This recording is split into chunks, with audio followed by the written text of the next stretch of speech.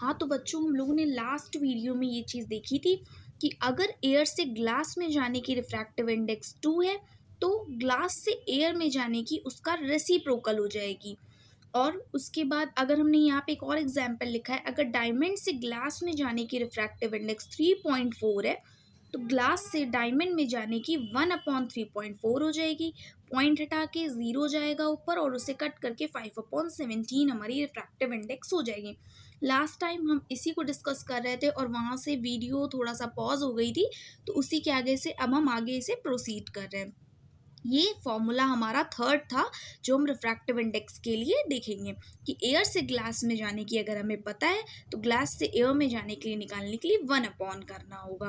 तो this is the third formula which we use for refractive index and we have written in the previous video 3 formula: refractive index equal to C upon V, refractive index equal to sin I upon sin R, and this is our third formula where refractive index is reciprocal. And right now अब हम पढ़ने वाले हैं refraction के laws of refraction. So our first law is law of refraction का हमारे पास होता है कि the incident ray, the normal ray and the refracted ray all lie in same plane. So जिन बच्चों को लिखना है वो लिख सकते हैं the normal ray, the refracted ray and the incident ray all lies in same plane. इसका मीनिंग क्या है कि अगर मान लेते हैं हमने ग्लास स्लैब लिया, यहाँ पे ये हमारी नॉर्मल रे हो जाएगी, this is our normal ray, and अब इसमें हम यहाँ पे क्या करने वाले हैं, यहाँ पे हमने ली एक इंसिडेंट रे। सो इंसिडेंट रे हमारी कौन सी होती है, जो रे हमारी फर्स्ट टाइम हमारी ग्लास प्लेट पे इंसिडेंट कर रही है, तो ये हमारी इंसिडेंट रे हो जाएगी। और उसके बाद जब ये हमारे कहाँ जा रही है, एयर से ग्लास में जा रही है, तो हमने देखा था ये बेंड टूवर्ड्स दी नॉर्मल हो जाएगी। और जब ये बेंड टूवर्ड्स दी नॉर्मल हो जाएगी हमारे पास, तो ये कैसी होगी, हमारे पास रिफ्रैक्टेड रे हो जाएगी। और जो रे हमारे पास पहले आई थी वो इंसिडेंट रे हो जाएगी, और ये हमारी कैसी है, नॉर्मल रे है। तो जो रिफ्रैक्शन का फर्स्ट लॉ है वो हमें क्या बताता है कि इंसिडेंट रे, नॉर्मल रे और रिफ्रैक्टेड रे, ये तीनों ही रेज एक सेम प्लेन पे लाई करेंगी। इसका मतलब हम ये भी समझ सकते हैं कि सेम पॉइंट पे लाई करेंगी, या फिर प्लेन का मतलब होता है मैथ्स में कोई ऐसा सरफेस जिसमें हम कोई भी लाइन खींचें, दो पॉइंट्स को मिलाएं तो वो हमेशा उसी प्लेन में वो लाइन लाई करे। तो हम देखें तो ये एक प्लेन है हमारे पास, और इसी प्लेन में हमारी नॉर्मल रे, इंसिडेंट रे और रिफ्रैक्टेड रे, तीनों रेज एक ही प्लेन में लाई कर रही हैं। तो द इंसिडेंट रे, normal ray and refracted ray all lies in same plane. This is our first law of refraction. सो आपको ये अच्छे समझ में आ गया होगा कि नॉर्मल रे, रिफ्रैक्टेड रे और इंसिडेंट रे तीनों को एक ही पॉइंट पे या एक ही प्लेन पे, इसका मतलब क्या है कि एक ही प्लेट पे, just like a plate we have, and इसी प्लेट पे हमारी नॉर्मल रे भी लाई कर रही है, इंसिडेंट रे भी और रिफ्रैक्टेड रे भी, तीनों रेज इसी पे ही लाई कर रही हैं। अब हम सेकेंड लॉ देख लेते हैं। तो सेकेंड लॉ इसका हमारे पास क्या कहता है, the ratio of sine of the ratio of sine of angle of incidence to the sine of angle of refraction is equal to constant। इसका मतलब जो हमने कल सेकेंड फॉर्मूला देखा था, which is also known as, this law is also known as Snell's law, यही हमने इसके सेकेंड फॉर्मूले में भी देखा था। सेकेंड फॉर्मूले में हमने क्या देखा था कि sine i upon sine r जो होगा वो कांस्टेंट है। कांस्टेंट का मतलब क्या है, इसी को हम बाद में क्या कह देंगे, रिफ्रैक्टिव इंडेक्स। तो यानी कि हमारा जो स्लैबस है रिफ्रैक्शन का, उसमें रिफ्रैक्टिव इंडेक्स की डेफिनेशन हमारे स्नेल्स लॉ से ही आती है, जहाँ पे हमें ये पता चला कि अगर हम इंसिडेंस एंगल में साइन लगा दें और रिफ्रैक्टेड एंगल में साइन लगा दें और उन दोनों को डिवाइड करके उनका रेशियो निकाल लें, तो हमें कांस्टेंट वैल्यू का मतलब एक फिक्स्ड वैल्यू, कुछ 2 3 4 समथिंग कोई ऐसी वैल्यू मिलेगी, और वो वैल्यू हमें क्या बताएगी, रिफ्रैक्टिव इंडेक्स बताएगी। रिफ्रैक्टिव इंडेक्स का मतलब हम समझ चुके हैं। रिफ्रैक्टिव इंडेक्स का मतलब ये होता है कि कोई भी उसमें जब लाइट रे आएगी, कोई भी का मतलब लाइट रे हम क्यों कह रहे हैं, क्योंकि लाइट रे बहुत तरीके की होती हैं। लाइट रे हमारी विजिबल लाइट रेज हो जाएंगी, जिसमें वाइट कलर आ सकता है, वॉयलेट कलर आ सकता है, रेड कलर आ सकता है। तो कोई भी अगर लाइट रे आ रही है और वो एक मीडियम से दूसरे मीडियम में जा रही है, एयर से ग्लास या ग्लास से एयर, ग्लास से डायमंड, डायमंड से केरोसिन, किसी भी मीडियम में ट्रेवल करेगी, उस ट्रेवल करने के टाइम में हम देखेंगे कि वो किस मीडियम में तेज चलेगी या किस मीडियम में धीमे चलेगी। ये हमें कौन बताता है, तो ये हमें रिफ्रैक्टिव इंडेक्स बताता है।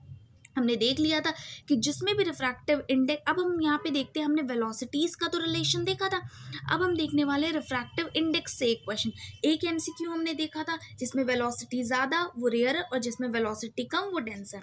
अब हम एक क्वेश्चन यहाँ पे देखने वाले हैं, और ये क्वेश्चन हमारे पास क्या होगा कि हम इसमें देखेंगे कि रिफ्रैक्टिव इंडेक्स, अगर मान लेते हैं किसी चीज़ की हमें रिफ्रैक्टिव इंडेक्सेस दी गई हैं, जैसे फॉर एग्जांपल हम देख लेते हैं किसी की रिफ्रैक्टिव इंडेक्स 4.3 है, किसी की 2.4 है, किसी की 3.2 है, किसी की 9.8 है।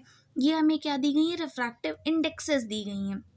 अब इन रिफ्रैक्टिव इंडेक्स को हम क्या करने वाले हैं, हमसे पूछ लिया जाए इसमें सबसे ज़्यादा रेयरर कौन सा होगा और सबसे ज़्यादा डेंसर कौन सा होगा। तो जिसकी रिफ्रैक्टिव इंडेक्स ज़्यादा है यानी 9.8, क्योंकि इसकी रिफ्रैक्टिव इंडेक्स सबसे ज़्यादा है, इसका मतलब कि हमारा जो डेंसर होगा वो हमारा कौन सा हो जाएगा, जिसकी रिफ्रैक्टिव इंडेक्स सबसे ज़्यादा है यानी 9.8 वाला। और जो हमारा रेयरर है जिसकी रिफ्रैक्टिव इंडेक्स सबसे कम है यानी कि 2.4 वाला। अब जब कल हमने यही क्वेश्चन वेलोसिटीज में लिया था, तो जिसकी वेलोसिटी ज़्यादा थी वो हमारा कैसा था, रेयरर, और जिसकी वेलोसिटी कम थी वो डेंसर था। लेकिन यहाँ पे जिसकी रिफ्रैक्टिव इंडेक्स कम है वो रेयरर है, और जिसकी रिफ्रैक्टिव इंडेक्स ज़्यादा वो डेंसर। तो यहाँ से हम कुछ नोट पॉइंट्स लिखेंगे which are very important for solving your MCQ in paper. So first point is, अगर हमारी जो वेलोसिटी है वो हाई है, हाई को वैसे मैं सिंबल ऐसे डिनोट कर देती हूँ एरो, जिसमें ऊपर हो इसका मतलब हाई, और जिसमें नीचे होगा ये एरो उसका मतलब हो जाएगा लो। लेकिन चलिए हम यहाँ पे पहले डिस्कस कर लेते हैं जिसमें वेलोसिटी हाई, तो हम हाई को यहाँ पे मैं ब्रैकेट में लिख दे रही हूँ, अभी आपका फर्स्ट टाइम है इस वजह से। वेलोसिटी अगर हाई है तो इट्स मीन कि वो मीडियम हमारा कैसा हो जाएगा, रेयरर की स्पीड खूब ज़्यादा तेज है, इसका मतलब पार्टिकल्स बहुत दूर दूर हैं, बहुत इजीली हमारी जो चीज़ें हैं, जो लाइट रे है वो क्या हो रही है, ट्रांसफ़र हो रही है। और सेकेंड पॉइंट में हम लिखेंगे अगर वेलोसिटी हमारी कम है, लो है, तो इसका मतलब कि वो मीडियम हमारा कैसा हो जाएगा, डेंसर, जिसमें पार्टिकल्स बहुत पास पास है। एंड थर्ड पॉइंट हम लिखेंगे, थर्ड पॉइंट में हमारे पास हो जाएगा कि अगर किसी चीज़, किसी मीडियम की रिफ्रैक्टिव इंडेक्स जो है वो हाई है, रिफ्रैक्टिव इंडेक्स हाई है, इसका मतलब कि वो मीडियम हमारे पास कैसा हो जाएगा, डेंसर हो जाएगा। और फोर्थ पॉइंट में हम लिखेंगे अगर किसी मीडियम की रिफ्रैक्टिव इंडेक्स जो है वो लो है, रिफ्रैक्टिव इंडेक्स लो है, इसका मतलब वो हमारे पास कैसा हो जाएगा, रेयरर मीडियम हो जाएगा। ये 4 पॉइंट्स हैं जो आपको ध्यान रखने हैं, जिससे कि आप अपने पेपर में एमसीक्यू अच्छे से सॉल्व कर सके। वेलोसिटी हाई तो रेयरर, रिफ्रैक्टिव इंडेक्स हाई तो डेंसर, रिफ्रैक्टिव इंडेक्स लो तो रेयरर, वेलोसिटी लो तो डेंसर। ये आपको इससे रिलेटेड एमसीक्यू आपके पेपर में सॉल्व करने को मिलते हैं। ओके, सो ये हमारा टॉपिक जो है कंप्लीट हो गया। अब हम नेक्स्ट वीडियो में लेटरल डिस्प्लेसमेंट से रिलेटेड डिस्कस करेंगे। उससे पहले ये बहुत ही इंपॉर्टेंट टॉपिक है, आप लोग इसे कवर करते जाइए, इससे रिलेटेड जो भी डाउट हो वो भी करिए। हम न्यूमेरिकल सेशन भी करेंगे, होमवर्क भी देंगे, और आपको जो वीडियो से रिलेटेड प्रॉब्लम हो रही हो सो आप उसे कमेंट में बता दीजिएगा, हाँ अभी प्रॉपर सेटअप नहीं हो पा रहा है, इस वजह से थोड़ा सा वीडियो को रोक के और इस वजह से थोड़ा सा हो सकता है आपको डिस्टर्बेंस हो जाए, तो आप उसके लिए बताइएगा, हम उसे फिर दूर करने की पूरी कोशिश करेंगे। और आप लोग को जो भी डाउट हो, जो भी कोई मटेरियल चाहिए हो, टेंथ के लिए किसी बुक कुछ भी चाहिए हो, तो आप उसे ज़रूर कमेंट सेक्शन में बताइए, आपको उस चीज़ की हेल्प डेफिनेटली की जाएगी। Thank you and good luck, proper preparation कीजिए। टेंथ में आपको 90+ स्कोर करना है, और अगर आप जुड़े रहेंगे तो आप डेफिनेटली करेंगे, but be consistent to get your goal success. Okay.